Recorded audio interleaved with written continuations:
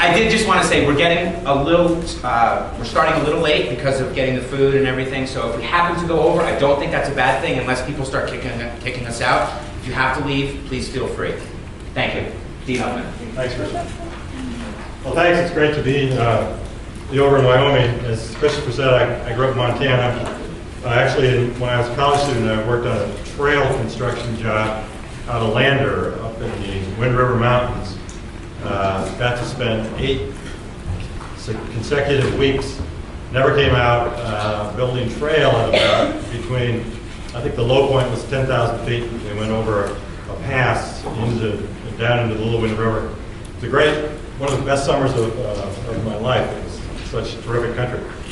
And growing up in Montana, growing up, spending time in Wyoming, any of these states, one cannot not understand the importance of the public lands. It's just part of who we are and what we are. And so I was pleased to accept Christopher's suggestion that I talk about the public lands. And some of this will probably be old hat for those of you who've studied public lands, but I'll try to intersperse a few of my own thoughts about the successes and failures of our public lands policy. And by way of that, maybe Professor Donahue and I will be able to have some differences of opinion, hopefully, and have some good conversation with the rest of you. The history of the public lands, I think, is more important today probably than it's ever been, because there's this sort of recurrent movement of what in the 70s was the Sagebrush Rebellion. And today, it doesn't seem to have a name, but it's people in various states arguing that somehow the federal government pulled one over on the states and took their lands. And so there's even a few lawsuits, legislation proposed to say that the states ought to get their lands back. And as much as I am a free market guy, and I certainly am that, part of what I want to disabuse you of is the idea that these lands were somehow originally belonged to the states because of the historical matter. They never did. And so it's interesting and important to understand how they came into the hands of the federal government, how the federal government set about to utilize those lands, the management schemes that they've had, and what the successes and failures of those are. So in a nutshell, here's a little bit of history, at least as viewed from my perspective. Of course, the Crown, before the Revolution, the Crown laid claim in a proprietary sense to all the lands that weren't privately held. And those lands were, in this country, some of them were granted to people who organized colonies on the basis of a charter. And slowly they moved into private hands. The original colonies, some of them, made significant western land claims.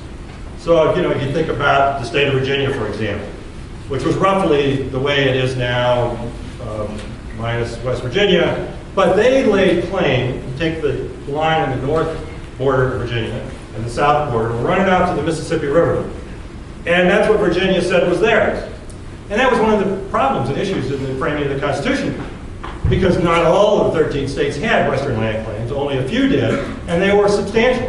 And so if you were up in New England, it didn't look so good to you to think that Virginia was going to run all the way to Mississippi and you're stuck up there in the North Woods with nowhere to extend your boundaries.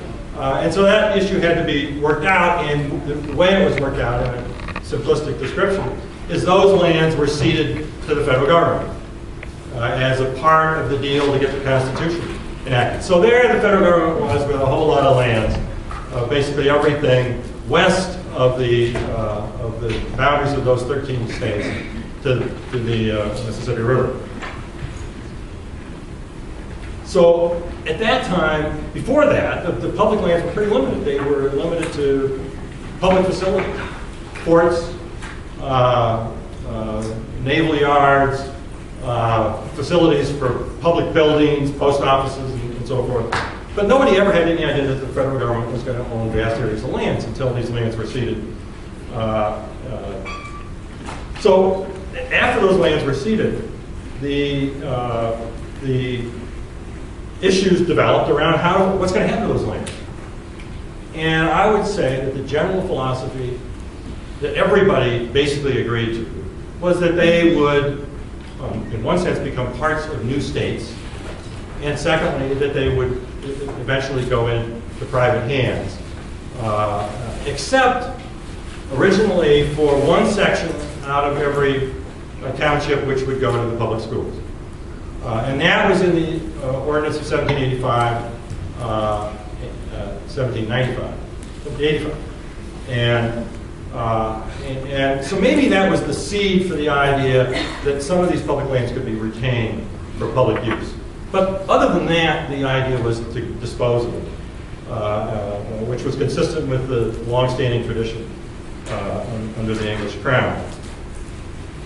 Well, then as the history of the country started to progress, the federal government came into more lands, mostly by treaty and some by acquisition, by purchase. Louisiana Purchase, the largest federal land acquisition in the history of the country. Something in the neighborhood of 530 million acres, overnight purchased from France. There were treaties with Britain and Spain, Spain with respect to Florida, Britain with respect to lands in the north. There was purchase and treaties in the middle of the 19th century. In 1846, between 1846 and 1853, there were over 600 million acres acquired.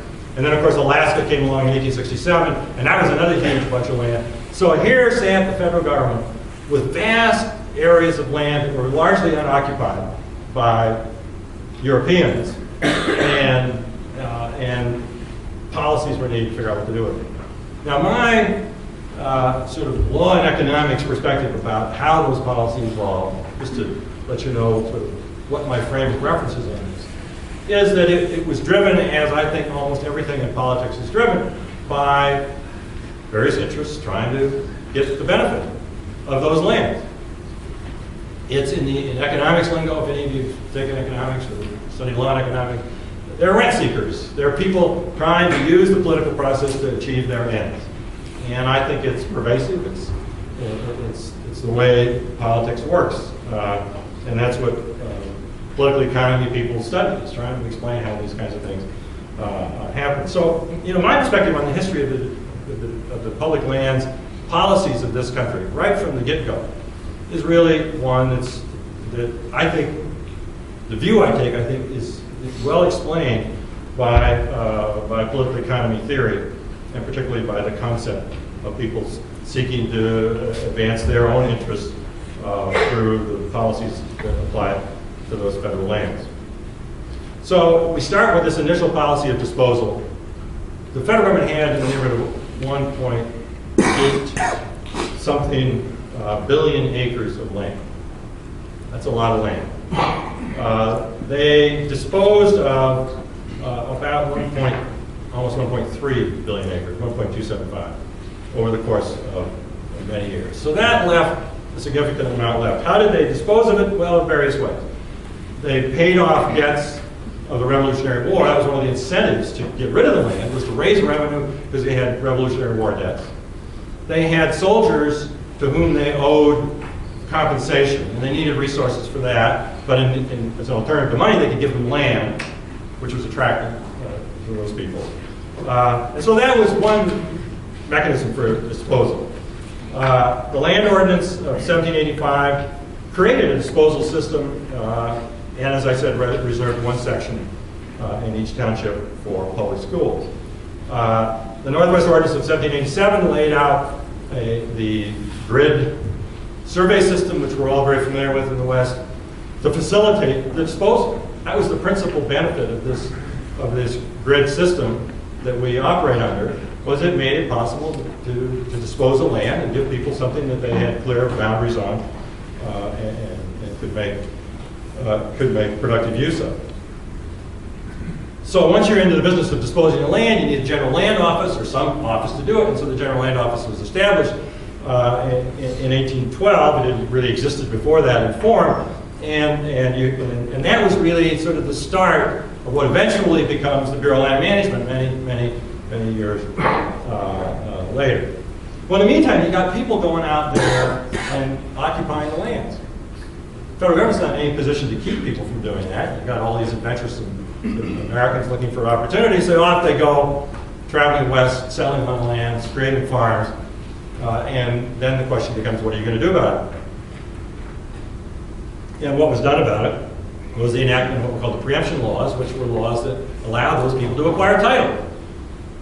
So it wasn't as organized as they might have liked it to have been, but rather than disrupt these people's lives and the sort of nascent economy they were developing, they allowed these people to acquire lands with certain conditions. So then after that, let's formalize it, and they adopted the Homestead Act, and there's a series of other acts that allowed people to acquire land. That was, the Homestead Act was 1862, and the homestead land acquisitions peaked in 1910, which is much more recently than most people would think, and it happens to be the very year that my grandfather homesteaded a half section of land on the Missouri River, just off the Missouri River in Montana. And a half section of land, dry land wheat, I have to tell folks who live in Wyoming about this, is not really a viable economic entity. Although it worked for 2 generations of my family. My granddad, they raised 8 kids, and then my uncle managed to get to, he was about 55 before he finally had to sell it because it wasn't viable, and they had another, at least another quarter section, so they were forming 480 acres, but of course half of that's in summer fallow, and some of that's lost to alkali, and so you're down to not very many acres to try to make a living on when sometimes your yield is 10 or 12 bushels to the acre, and in a good year it might be 40. So one could spend a whole day talking about the homestead laws and whether it made sense and whether the size of the parcels that they a lot of people acquire made sense, and the answer is sometimes it did, sometimes it didn't. But it did lead to a lot of settlement all over the American West. Then, of course, we also had the General Mining Law of 1872, which related to the acquisition of mineral interests in those in the public lands.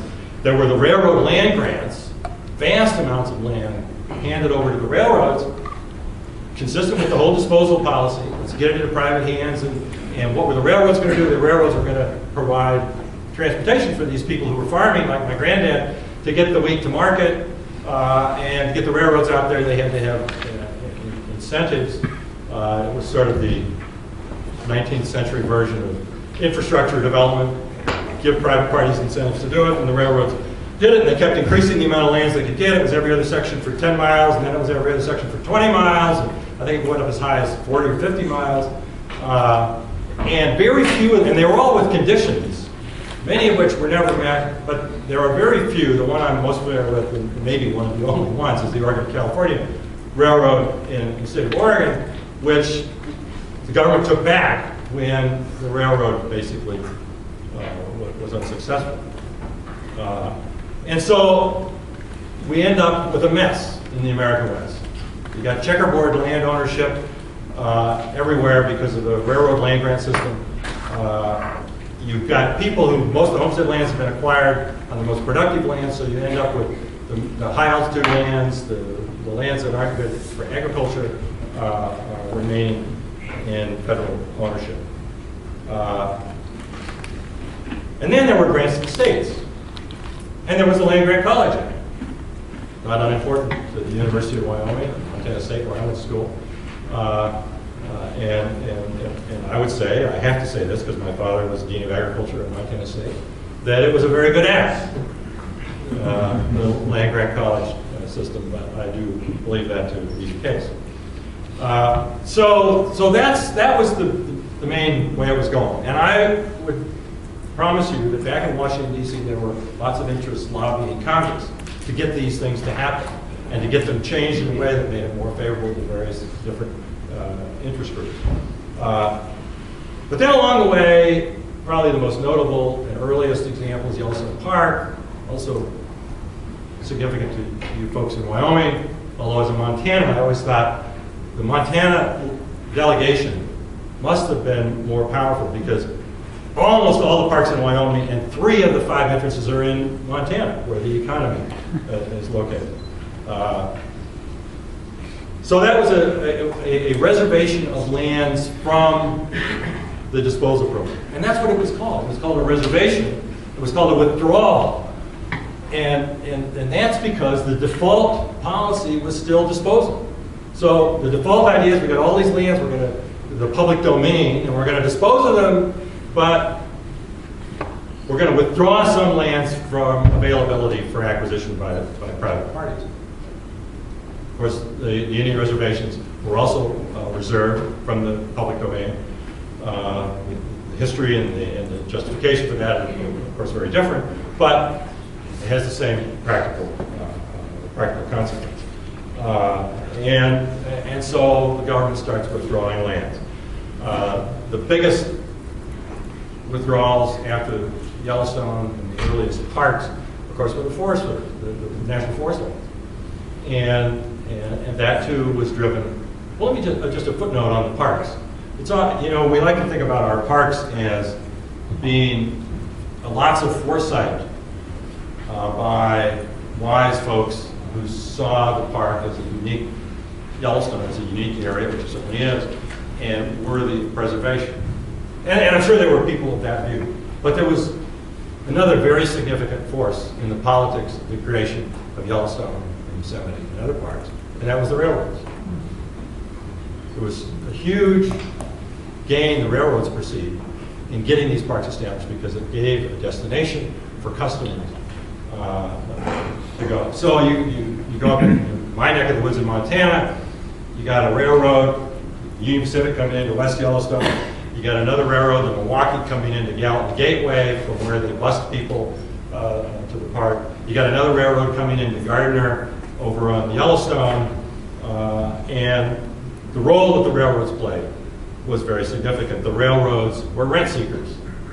Now, we don't like to call the people who want to do the good things rent seekers, but they are in purely economic terms. Well, so we reserved most of those lands by executive order. Presidents Cleveland and Roosevelt, Teddy Roosevelt, reserved vast amounts of lands for the forest, for the national forests, and the argument was really twofold. It was watershed protection and timber protection. Timber protection for purposes of timber farming in a way. That was Gilbert Pinchot, the original head of the Forest Service, was trained in Germany as a forester, and Teddy Roosevelt's philosophy was really what today might be called wise use, but that's a term that's gotten a bad rep. But it's really using the land in a wise and efficient manner. Well, then we look at what we get to the Forest Service. So now we've got 190 million or something like that acres go by the Forest Service. Then we got a whole bunch of these lands that are just sitting there that nobody wanted because they weren't worth much. There's the so-called public domain, still under the land office for a long time, and then finally we get the Taylor Grazing Act in the 30s, and the grazing agency, you can remember what it's called. And then we get the Bureau of Land Management, which is really formed out of the General Lands Office.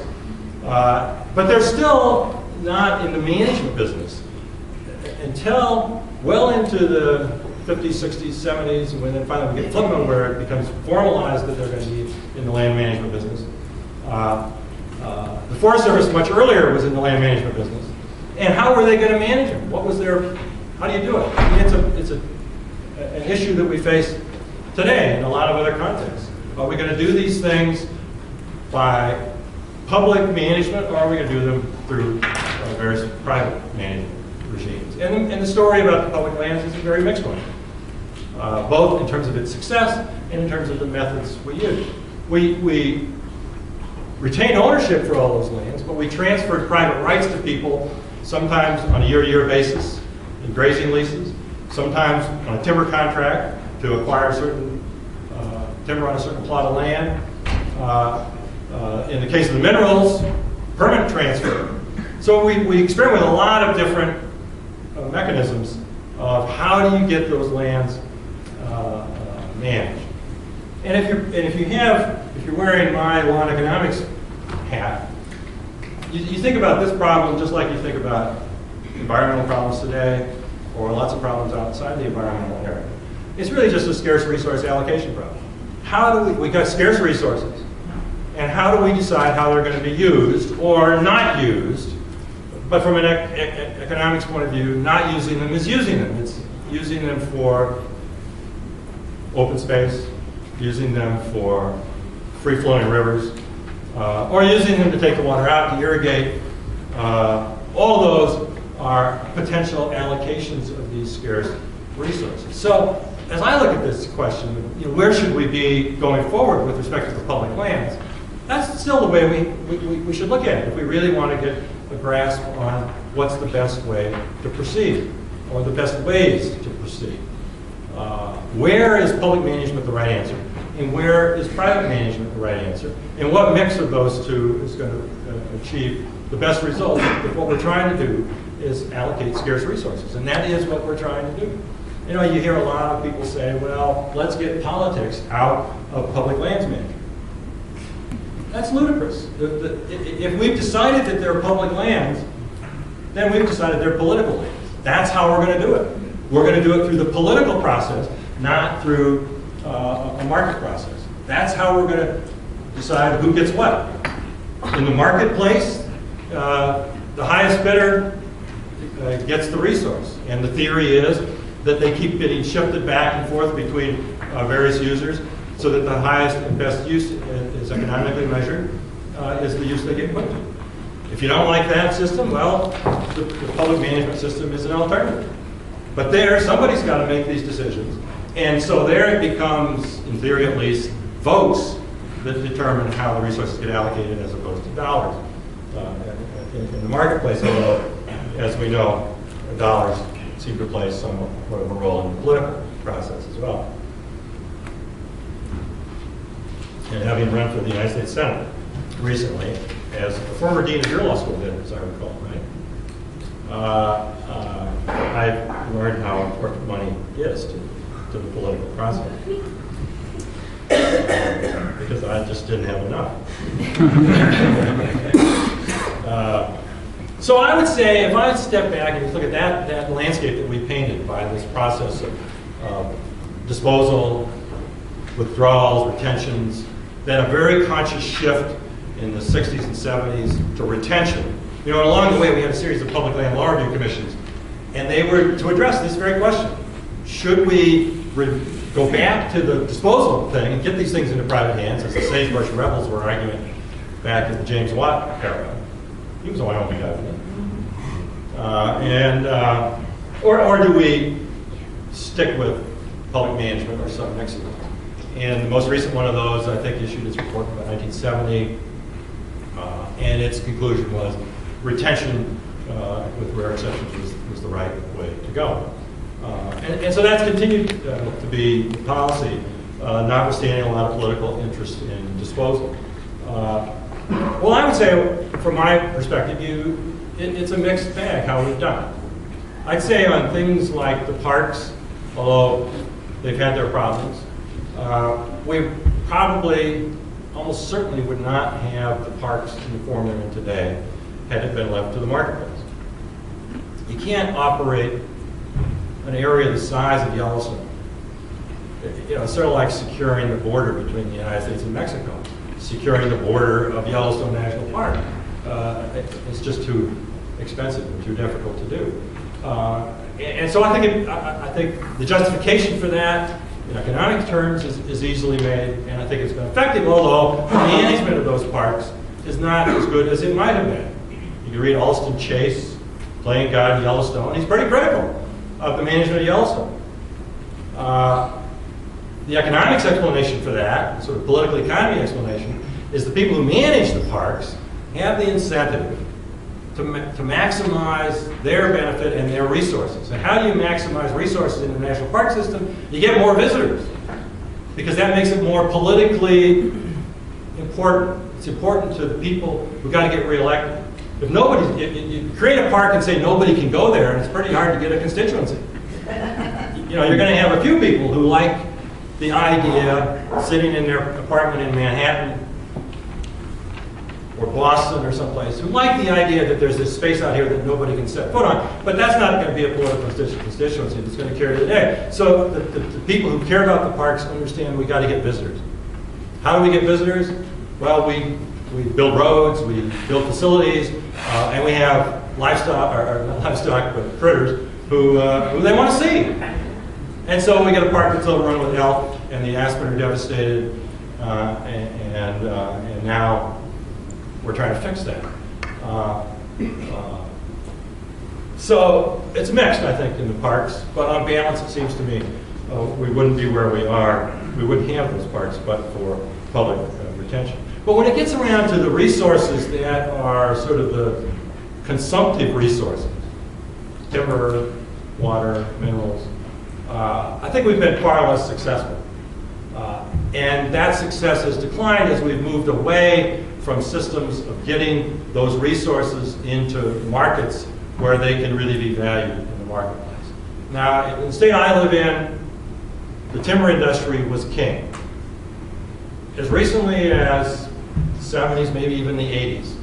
If you're a dean of the law school where I was dean, people you look after to go get the money, and that's what deans do, is they're out looking for money, right? You go to the timber families.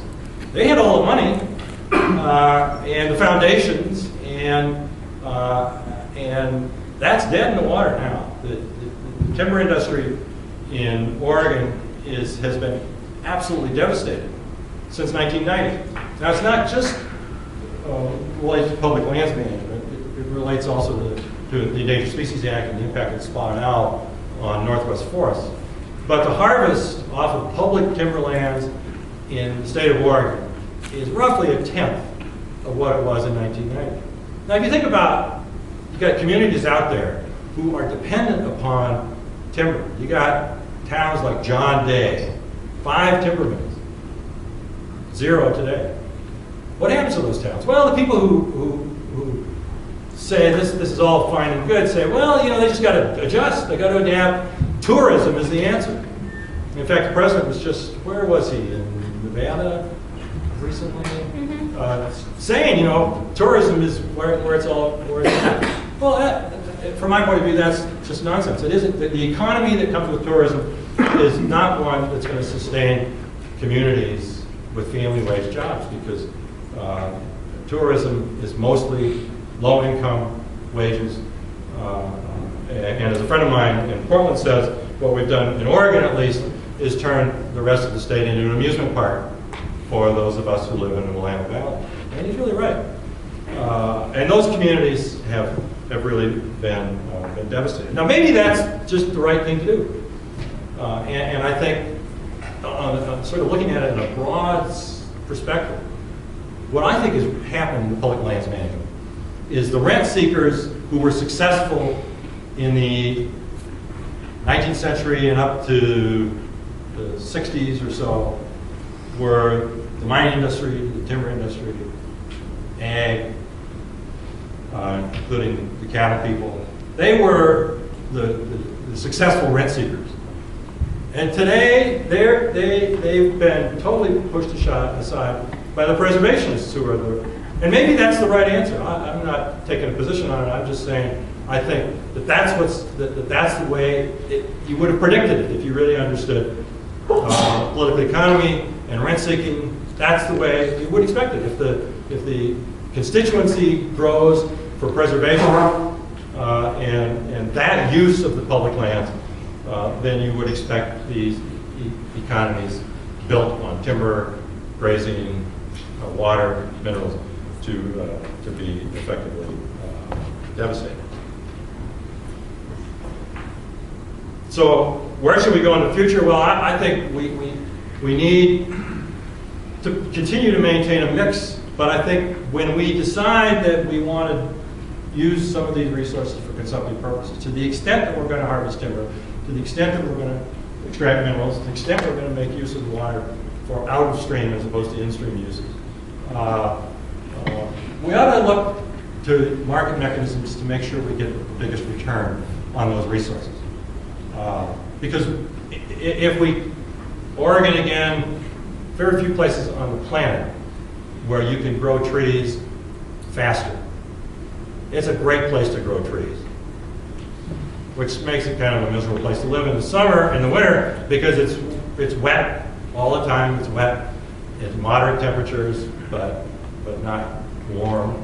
And then in the summers it's warm, and the trees love it. And we get, I have in my yard, I have Douglas fir trees that are probably this big around and 50 years old.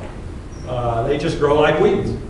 And if we decide, as we have for the present, not to harvest hardly any of those trees, what's going to happen? Well, eventually trees get old and they die, and we have huge fire hazard. And we're seeing the evidence of that in vast, very large fires, which not only destroy lots of valuable timber, but make huge contributions to carbon emissions. So I'm going to stop there so that Professor Donahue has a few minutes to say some things. But I guess my pitch is, to the extent that we think we want to make use of these resources, and in a depressed economy, we ought to be thinking more about making use of those resources in a productive economic sense. Then I think we need to learn the lesson of public lands management, which is it hasn't been very successful from a productive resource point of view, and try to get the markets to operate more effectively. And that doesn't mean necessarily privatizing things, but it means putting the resources into private hands for a long enough period that people can make wise economic decisions. The last thing I'll say is I knew a guy in eastern Montana, out by Broadus, just north of one of the drier parts of Wyoming, and it's equally dry at Broadus. And he had grazing leases for his sheep. And he said, I won't say it the way he'd say it, because it wouldn't be appropriate for respectable law school, but he basically said, I don't care whether I own the land, I don't want to own the land, but give me long enough tenure and clear enough boundaries so that I can make wise and good use of that land for raising sheep. Give me a year-to-year lease, and the incentives will reflect that. So with that, I will stop. Thank you.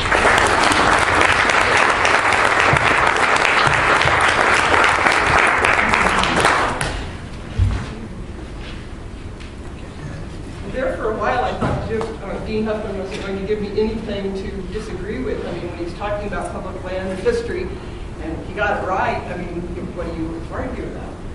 Then he threw a whole bunch of fodder right there. I could go after, so good. What shall I do? He didn't even try to make an argument that the states once owned public lands within their boundaries. So that was a clue to know that I was going to have to wait a while. Where shall I go? I can't hold my own against Dean Huffman on economics issues, but I would like to address a couple things that he mentioned relating to economics. And since your memory is my memory anyway, I remember what I heard last the best. He was talking about the value in having long enough term tenure and clear enough boundaries that someone has the incentive to use that land and those resources well. Right? And I think that's probably a bedrock argument of the free marketeers, private property, proponents of privatization of resources. And every time I hear that, and some of you, I don't know, maybe most of you know that I've done most of my writing, I've got a long way to go to catch up with Jim, most of my writing on livestock, public land grazing issues. But when I hear that kind of an argument, I think about not initially the public lands, but all the private lands across the West that have been degraded. And we've known that for a long time. It's not just the public lands. And I don't know Jim's grandfather, obviously, but we heard a little bit about him. And Jim admitted that in the 320-acre homestead basically supported the family for 2 generations. In Virginia, back when we had even more land, because all of those Western land claims and then all of the acquisitions by the federal government that Dean Huffman talked about, In Virginia, they used to grow tobacco. I think that was one of the major crops until the land was worn out. And then they just abandon the land and move on to some other piece of property and start farming again. That's just something we can't do anymore. We don't have any more land. They're not making any more. And what we've got left has got to be husbanded, stewarded, managed in a way to ensure that it exists as long as possible to provide the services and resources that those lands do provide, whether they're in private hands and being used for agriculture, or private or public hands and being used to produce trees for consumption, or in public hands to produce all of the kinds of goods and services that the market just doesn't produce very well. And Jim also mentioned making sure that, whether we decide to keep, and we will decide to keep some resources in private hands and some resources in public hands, and that's appropriate. I don't think you use the public goods term, but some things just don't work very well in private hands. There's no market for. And so the idea that we should get the biggest return from our management of lands, whether it's public or private, I could agree with that if Dean Huffman meant the biggest return in terms of benefits to society and to other resources, which I tend to think if they don't have a right to exist, they need to exist for our purposes and their own. But if he meant in terms of money, the greatest return in terms of money, I mean, that just doesn't work in some cases because, again, we have no markets for biodiversity, which scientists, ecologists have basically come to a conclusion, and obviously there's a lot of uncertainty about science and a lot of disagreement, but you will find many, many scientists, ecologists who say that biodiversity may be the most important sort of constituent foundation for ecosystems and for the preservation or continuation of those ecosystems. There is no market for biodiversity. There's a market for hunting licenses. That's not going to help. In fact, in Wyoming, the market for hunting licenses, especially the market for big bulls, big elk bulls, is undermining our biodiversity resources, if you will, or biodiversity values in many areas. Jim mentioned elk eating aspen in Yellowstone and a lot of other places. And they're eating aspen because there are too many of them, and there's too many of them because we killed the predators off a long time ago, and there's too many of them because Wyoming Game and Fish wants to produce very many of them so that you have to produce a lot of elk to get a good number of big bulls, which is what the certain segments of the hunting population want. So those people are successful generally in getting elk. Well, most of our elk populations are over limit, but they're certainly rent-seeking. They're getting what they want, and it's at the expense of ecosystems which are being degraded because there's too many impacts from them. It's not just elk, but cattle and deer in some cases. The clear enough boundaries. So I've been talking kind of about, was talking about tenure in terms of time, clear enough boundaries. This table has a very clear boundary. Looks sort of like Wyoming, right? And somebody said at the panel last night, one of those, basically square western states, North Dakota, South Dakota. Montana's got some curves in it. Yellowstone's mostly square states, but the township and range system and the rectangular survey system was designed, as Jim said, to help us dispose of lands. But we have learned quite a while back now that certain ecosystem boundaries do not follow those lines. And you can't, even a farmer can't manage his 160 acres or 640 or whatever he's got of ag land as efficiently as he could if he didn't have a vertical, rectangular right angle boundary separating him from, lands upstream from which that owner gets his water, natural vegetation that may exist in some places, that supports pollinators that this farmer's crops may need, and pest control by certain wildlife species and so forth. And I'm talking about ecosystem services, and I'm not sure, I don't remember if you used that term or not. That was a term that didn't come up, and sustainability didn't come up. So maybe I should stop and give Jim a chance to come back. But I think the public land, since we have disposed of so many of them, we've disposed of private rights and are still disposing of private rights in so many of them. There are public values in those public lands, and I don't think Jim's going to disagree with this, but public values that are not amenable to being managed through a private market system. Maybe someday we'll have private market arrangements, so people can sell carbon sequestration or sell biodiversity values. Some of that is starting to happen around the world, but it's not very, it's not a rapid movement, and there's a lot of sort of caution and skepticism about it. But I think we should not consider, or we should not think about, of what we have left in terms of public land resources, how much of it is, for instance, wilderness, and does it make sense to leave it wilderness or leave it natural, leave it unroaded? Most of you probably heard about the 10th Circuit decision just a few days ago. But we should always keep in mind how much of it has already been lost to various kinds of development that was short-term, that benefited private interest for a short time, and that it's not providing, in a lot of situations, it's not providing continuing benefits which public lands could in public ownership and with the right kind of management. And of course, we don't know what that is. Well, if it's all right, I might just make a couple comments. Please. Your point about game and fish in Wyoming wanting to produce big bulls, I think underscores the point I made about rent seeking. And in that, that's what the hunters are doing. They're trying to get, they're lobbying, and they get a lot of influence, apparently, partly because I assume game and fish is dependent upon fees for a lot of their revenue. So their incentive is to have more people paying fees. That means having people want to go out and hunt, because they don't want to go hunt because there's nothing to kill. And so there's a good illustration of the politics of it.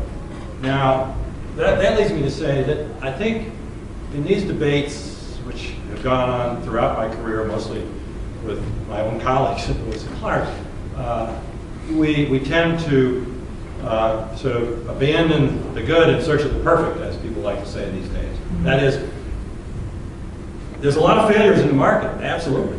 But I think what you described is a failure in the political system. Or maybe it's not what the politics of Wyoming are, and whether if 50% plus one of the voters in Wyoming would prefer a lot of big bull elk to ecosystem diversity. I don't know, but what I do think it illustrates is that there are political failures, system failures, there are market failures. What we're looking for is the system that's going to achieve the best results. Now, of course, we may have different views of what are the best results, and that takes me to one second point that I want to make, and that is that the idea of the public good. In economics terms, a public good is a good that will not be provided by a private marketplace, because although there are enough individuals out there who are willing to pay the cost to provide it, the transaction costs of making that happen are too high, and it doesn't happen. But the key point there is that there are individual consumers who, in a perfect market with no transaction costs, would pay for it, and we would get it, but we don't because of the transaction costs, so we need to provide it as a public good. We shouldn't forget, so 2 points there. One is that those are individuals making that demand, not some abstract notion of the public good that exists independent from individual preferences. Because if there is something called the public good that exists independent from individual preferences, how do we find out what it is? Who do we ask? All of us are prepared to say it's, we all say it in every political campaign. It's, I'm in this for the public good. Well, it's the public good as I perceive it, and it's going to be different than as somebody else perceives it. The last thing I want to note is just an illustration of rent seeking. That President Obama signed the Omnibus Public Lands Management Act of 2009 or something like that, and touted it as a great achievement. What was it? It was a combination of 167 separate bills. 167 rent-seeking efforts, all packed into one thing to get enough votes to make enough people happy to make it pass. Is that good management? I don't see how anybody could call it good management. It may have delivered some things that some people wanted, a little wilderness here, a little timber harvest there, but you can't call that management. It's just rent-seeking run up. I would certainly agree with that last example. And to the extent that Jim thinks I said some of the things I was talking about were for or in the public good, I didn't. I was talking about public goods, and you may not have heard the S on the end. I don't know if you use that term. So something like water, which is provided by biodiversity is a public good.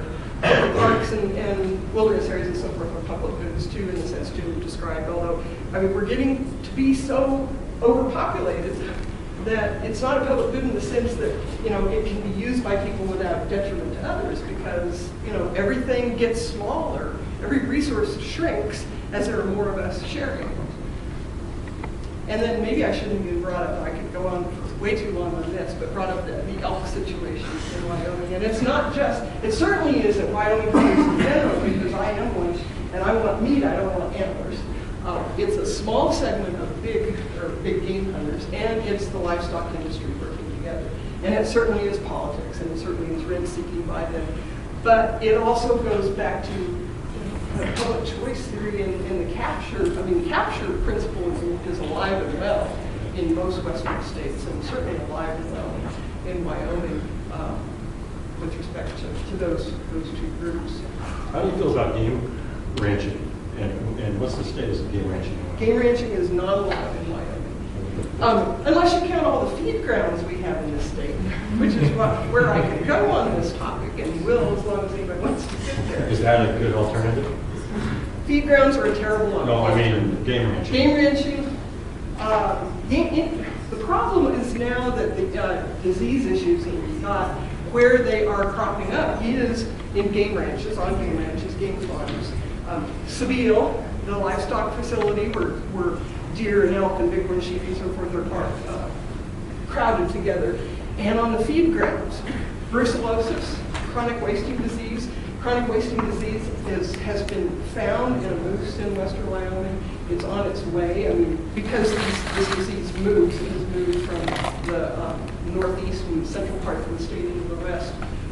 And even though every scientist agrees that we should not be feeding elk on these feed grounds, the federal government does it in the National Elk Refuge, or not, the National Elk Range or Refuge, and the state does it on 23 separate feed grounds, mostly to the south and southeast of there, all west of the continental divide, I think.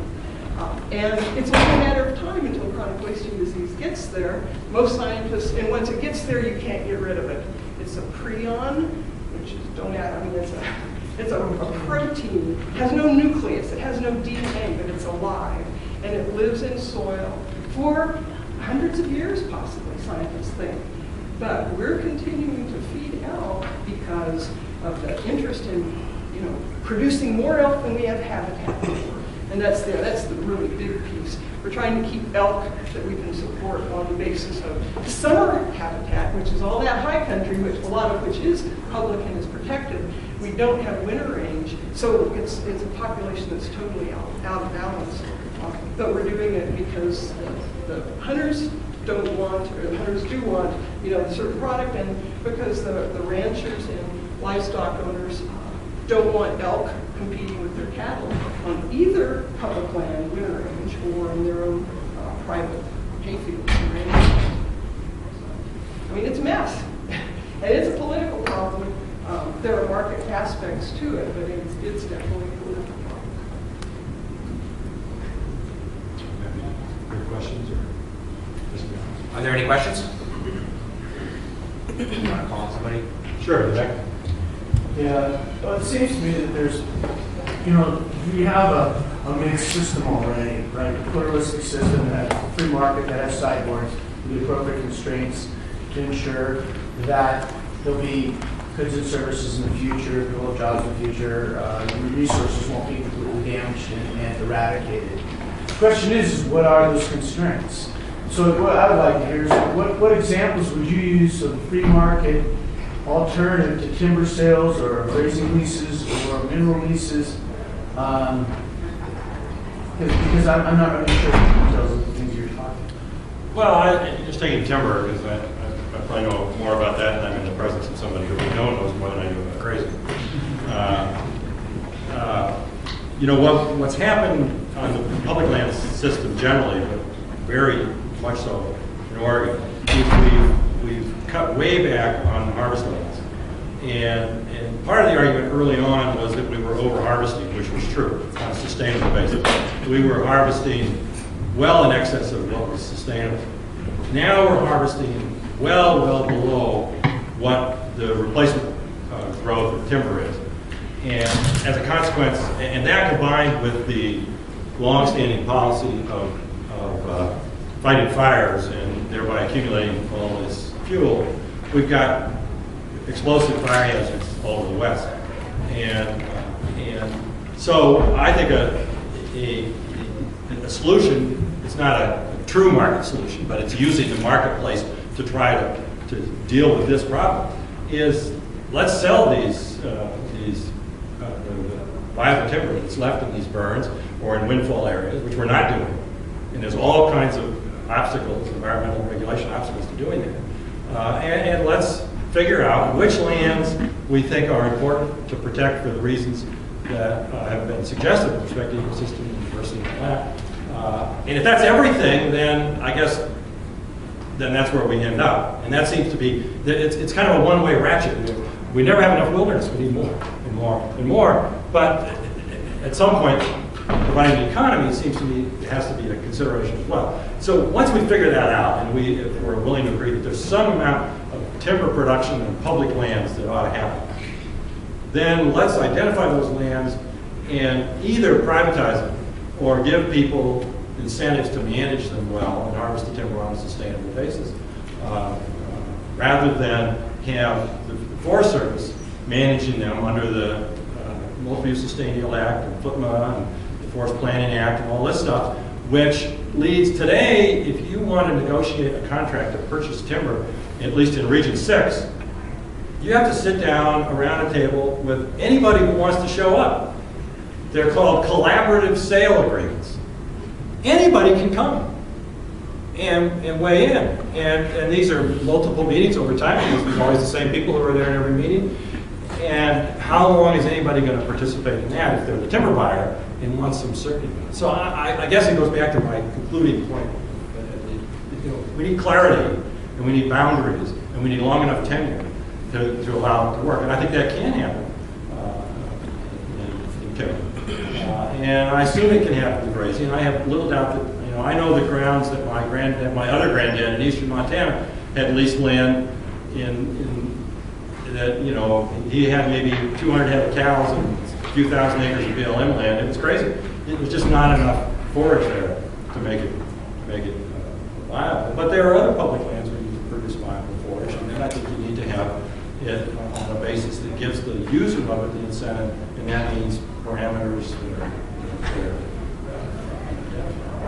I think there are macroeconomic forces that were the demise of the timber industry anyway in Oregon, because a lot of the mills were not locally owned, or they were set up to do I'm from Oregon, by the way, that's set up to just process old growth timber, which became in shortage during that time. And also competing with not only other regions of the United States, but Canada. And I think there's a lot of different things there. Well, that's huge forces. And, right now, if you make the argument for increasing the sale of timber on public lands in Oregon, the immediate response is there's no market, which is true. The housing market has been in the dumps for 3 years. So there is no market right now, although we are bringing timber in from other countries. And a point which I think often is not said, but I hope most people understand, is if we if there's a high demand for timber, and there will be again, and if we don't cut any timber here, it's going to be cut someplace else. And there's going to have environmental consequences, it's going to have ecosystem consequences. It's sort of like this ongoing thing that Bill McGibbon's doing with respect to what they call the tar sands pipeline. And they're going to surround the White House here in a week or two and get the president to veto this thing. Well, my prediction is, though, that oil and gas is going to be pulled out of the ground. It's either going to go to Texas in a pipeline, or it's going to go someplace else. You'll move whatever environmental impacts there will be between Canada and Texas by that pipeline to someplace else. But it's going to happen. And so I think we need to sort of face up to those realities, whether we're talking about public lands or other kinds of resources. Thank you. Yeah. I guess from the economic perspective, how do you value recreation? Because Professor Donahue, I mean, comes from the perspective a lot more from a policy basis and a scientific basis.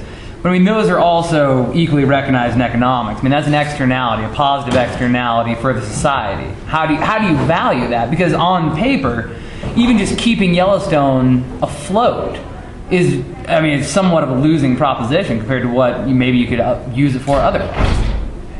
Well, I think that there are some kinds of recreation wilderness, for example, that I don't think there's any chance of getting markets to provide on a significant scale.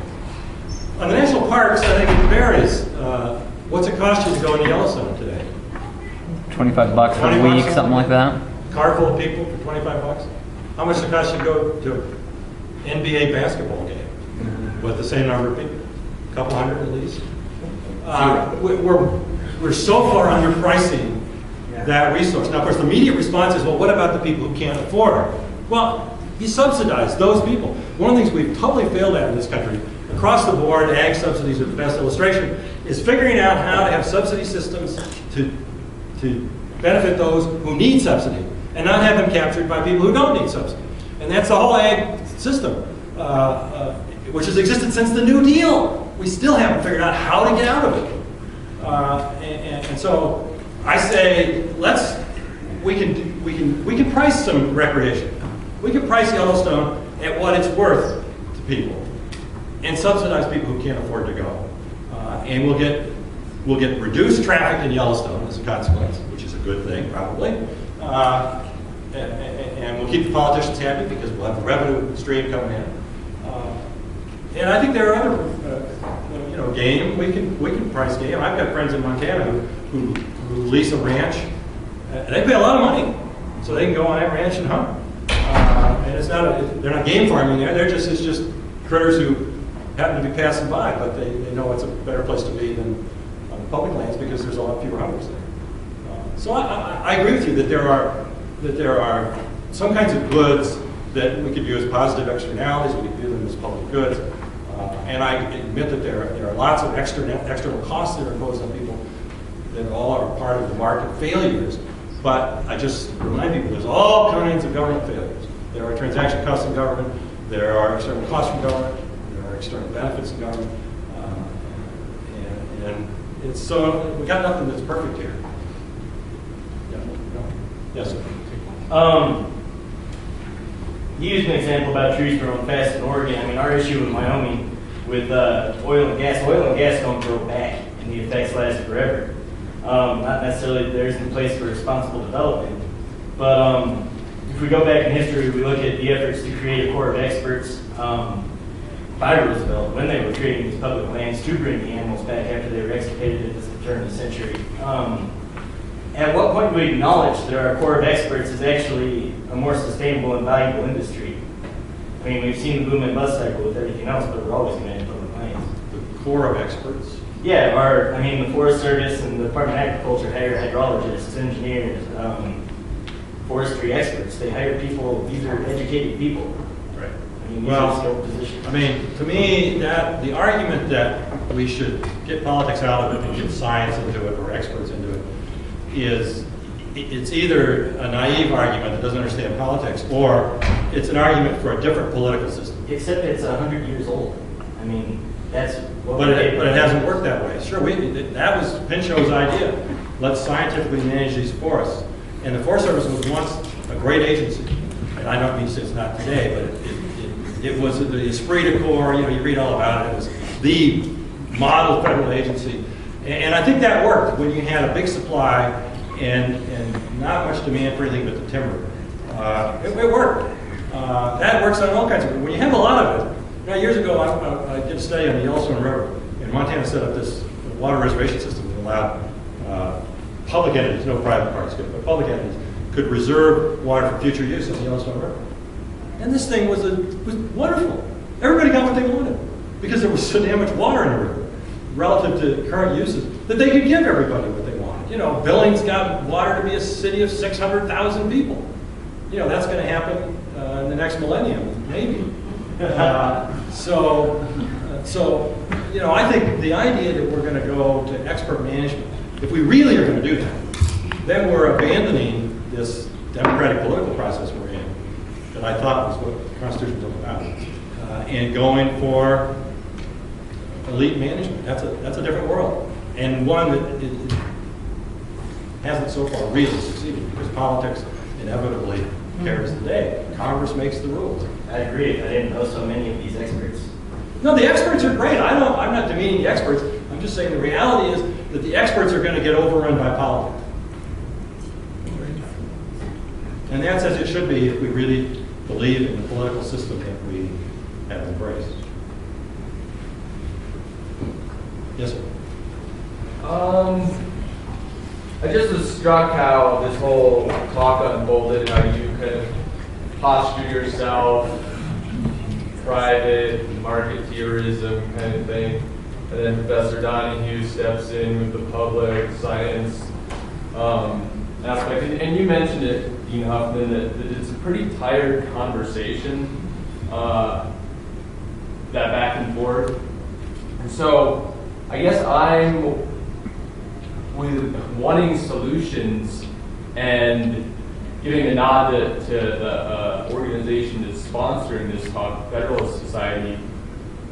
How do you think the state's role, the state should, I guess with questions of federalism, who should be making these decisions with regard to the science, public, private, markets? Who, is it a locality issue? How do we resolve that? Yeah, good. Tired old dichotomy. Good question in the context of the Federalist Society. It's a great question. I guess my posturing myself as a free marketeer, I could broaden that and say what I really think is the better alternative is the least centralized alternative. Really, markets are just a totally decentralized approach, where individuals go out and do their thing. We can have town meetings with a rule of unanimity, and it's not too different from a market, and everybody gets exactly what they've agreed to. But of course, that doesn't work on a large scale. So I think there may be a role, a bigger role. In fact, I think there should be a bigger role for the states in the management of resources. And I guess the concept I would bring to sorting out how we decide what should go where is what the Europeans call in the European Union, I'm going to forget the term, it's also the Catholic Church's view about organizing government. Anybody know the term? It's Marxist appreciation. No. It's a weird word. I guess why I can't remember it, plus I'm getting old. But anyway, the concept is this, that management and decision-making on all issues should be made at the lowest, meaning least centralized level, at which it can be done effectively. So, climate change, not going to manage that here in Laramie. Not going to manage that in Wyoming. Probably not going to manage that in the United States because it's a global question. Game? Certainly at a state level. And that's the model we've used historically with modest federal interventions here. So I would say that ought to be our motto, is let's move it to the lowest level where you can actually have effective management, meaning you don't have too many or very many external costs that are dribbling off on the sides. You can take account of all those interests. And I think that would move a whole lot of stuff to the state level, to the local level, and you know, an illustration of how that's happened in the wrong direction in my state, I think, is with respect to land use regulation. I think land use regulation is an archetypal local question. And in Oregon, we made it a state question. And it's led to nothing but unhappiness, particularly in the parts of the state that don't have the votes to control at the state level. So they get imposed upon them a system that the people who live in the Wyoming Valley like, which is a preservationist system of farm and timberland, supposedly preservation. And you can't build a house anywhere unless you're making now $80,000 gross on an ag operation. You can't build a house there. Doesn't matter where you are. You could be down in southeastern Oregon where nobody lives, literally, and you still can't build a house. So there's, you know, land use regulation to me. Now there are going to be exceptions where some land use issues have trans-state boundary effects. But for the most part, the issues that we land use regulate for are really local issues, and let communities go their own way. That's what I agree. Jim, I've got to be at 1:15. Okay. I'm late for. Can I say one thing? I mean, sort of the key to what Jim was talking about, it sounds good, but the lowest level at which management can be done effectively, you've got to define effective. And effective depends on the purposes you're trying to achieve. And the lands he's talking about are federal public lands. They're owned by all of us, not just by the local folks. You knew I had to say that. Yes.